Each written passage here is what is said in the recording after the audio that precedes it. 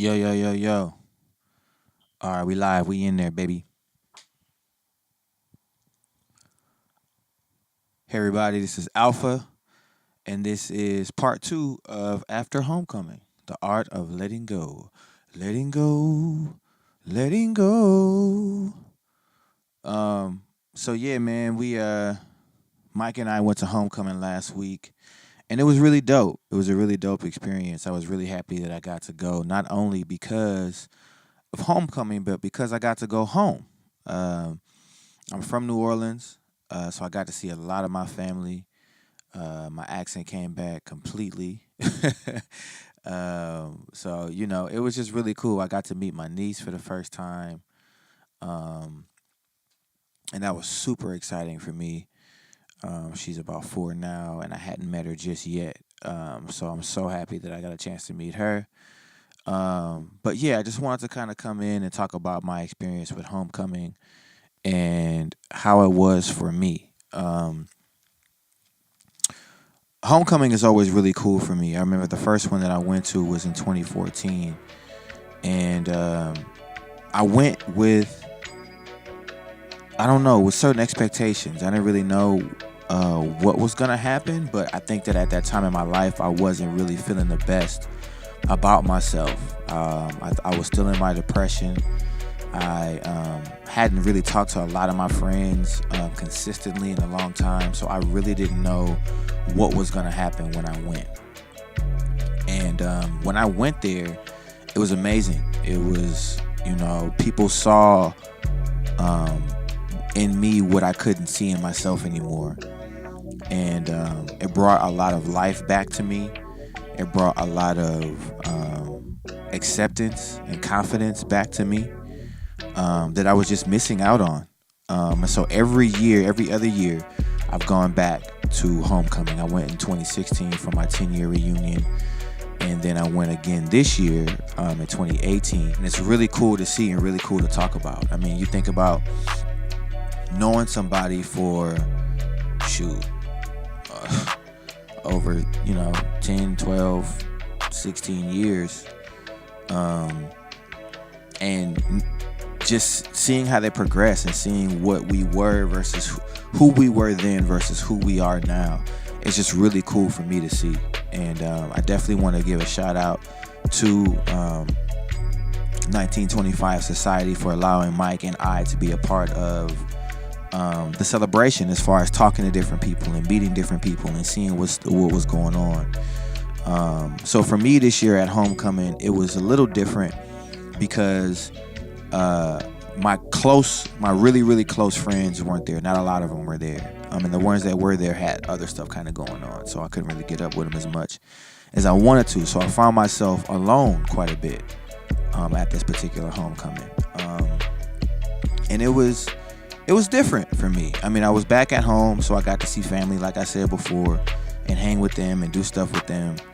But being there and not necessarily being with the people who I came up in school with the entire time was definitely different. It definitely had me thinking like, oh man, like this is kind of weird being out here. At a certain point, it even felt kind of lonely until I took a step back and realized where I was at and what I was doing and what I had going on. It really gave me the opportunity to look at what everybody else had going on outside of myself. It was really cool to see at the tailgate different people have venues up or booths up where they were just going over the different things that they were working on. Shout out to Black Coffee Co. Shout out to Teresa for the sweater she's been making, Teresa Sanders. I apologize for not knowing the married last name. And there was a lot of other people who just had stuff going on. And so it gave me the chance to really just observe what everyone was doing and make it less about myself, which was really, really cool for me. Seeing how each of us is kind of growing and where we're moving to and what we got going on and engaging in conversation. And it just felt good once I got to get outside of myself for a little bit. And then just seeing how the different things that Mike and I have been doing on the art of letting go, and hearing the conversations that people were having about that in particular, as far as people tuning in, checking it out, what it was doing for people that had actually heard the podcast. It just was revitalizing. It made me feel really good about the things that Mike and I were talking about, because when we first started the podcast, it was really just about us kind of talking and kind of having a therapy session. And it turned into us growing a lot. Excuse me, us growing a lot, and then it being more about how to help other people grow, and how can we continue to grow through the process of the things that we want to accomplish and things that we want to do, but also encourage everybody else to do what they want to do and follow their dreams and follow their hearts. And it's really exciting to see that, the work that you do, you never know who's tuning in. Mike and I get up and we do this every week, and we put out an episode every week, and we see that people, watch, but not everybody comments. So it was really cool to go back to an alma mater and to see them excited about what we had going on too. And it just gave me even more push to wanting to keep going.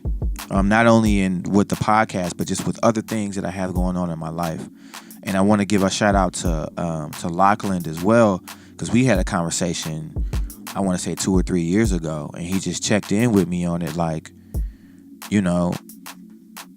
he remembered, what I'm saying? And it was really dope to have that conversation, and to know that, the things that I talk about with my boys, or people that I used to get up with, even though we don't talk all the time, the fact that they are still checking in, and the fact that they still care, and the fact that it's love, man. And that's why Xavier is so family oriented for me. Like, it's just about getting up with family. Yeah, we get together and we drink and we party and we have a good time. But at the end of the day, it's all about care. It's all about love. It's all about progression. It's all about what you got going on. No matter what it is, what you got going on, and keep pushing forward with whatever it is. And you have my unsolicited support behind it. And that's really what it's about. And then outside of that, it's just dope, man. Like, I can't say enough about what Xavier has done for me in my life. Just the connections that it's brought upon my life, and then the growth that I just got from being in college and being at a HBCU, and seeing how that has changed my outlook on things, as who I am as a person, how I carry myself. Like I'm proud to say that I'm a Xavier graduate. I'm very proud to say that. And going back now and seeing the opportunities that Xavier and the people that went to Xavier are giving myself, Mike, and different people, like the 40 under 40, and just the acknowledgement that you get when you go back to the school. I don't know if I've had conversations with other people that don't have a similar experience when they go back to reunions, or don't even want to go back to their reunions. Like, for what? You know what I'm saying? And so I'm just proud to say that I'm a Xavier graduate. I'm proud to see all of my boys and all of my homegirls doing something. You know what I'm saying? Like, everybody is moving in a certain direction. Everybody. And for those who weren't able to make it, please just try to make at least one homecoming, because you will not regret it. Like, you'll never regret going up to Xavier and seeing your friends, seeing old friends. Even, I don't really know if anybody had old enemies up there, but even seeing somebody that you didn't necessarily get along with, like, I bet y'all be cool now. It's a really exciting experience, and I definitely encourage everybody to try it out at least once. And so you can see it for yourself. It's really like re-energizing to go down there and experience homecoming like that. I walk back into the week feeling refreshed, feeling like, all right, I got stuff I need to do. There are things that I want to accomplish. There's places that I want to move into. And it has nothing to do with, like, proving anything. You know what I'm saying? Like, it's not about, like, oh, these people is doing this, so let me go harder and do. Nah, it's really like, yo, it's really motivating to see y'all moving. You know what I'm saying? To see black excellence, to see black males and black females with their kids and with their families, and everybody's moving in excellence. It's beautiful to see, and super encouraging. And I definitely, even if you don't go to Xavier, I took my homeboy out there with me in 2014. Was that 2014? I believe that was 20. Yeah. That was 2014. I took my homeboy out there with me. He went to Michigan. He went to Michigan State, big school. You know what I'm saying? And he loved the environment. He loved the experience. He was like, man, I wish I would have went to a school like this. And it was really cool. So I just want to continue to encourage everybody to follow your dreams, to follow your hearts, to follow your passions, and not to give up. To continue to reach out and tell others what you have going on so that we can hold you accountable in a loving and compassionate way. And to just keep building. Like, use the connections that you have to your advantage, because everybody wants to support you. Everybody wants to love on you and wants to see you do well. And that's really what it is at the end of the day. And so to wrap it all up, I want to say that I went out there with an expectation to see my family and to reunite, or to unite with my niece, which was really cool, man. It was really cool to see my niece and to meet my niece for the first time, and to have her like just play with me. You know what I'm saying? Like, that was really dope to me.